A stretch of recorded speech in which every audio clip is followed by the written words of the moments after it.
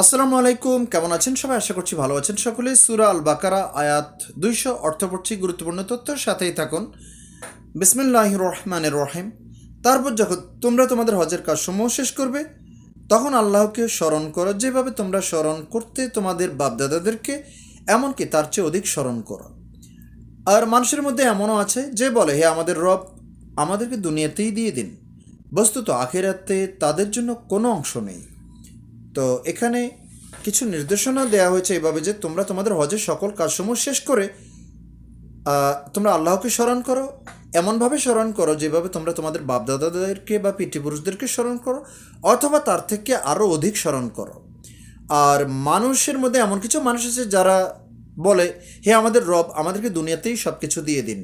হ্যাঁ, মানে তারা আখেরাতকে চায় না। তো এই সব লোকদেরকে বলছে যে আখেরাতে তাদের জন্য কোনো অংশ নেই। এটা খুবই ভয়াবহ তাদের জন্য।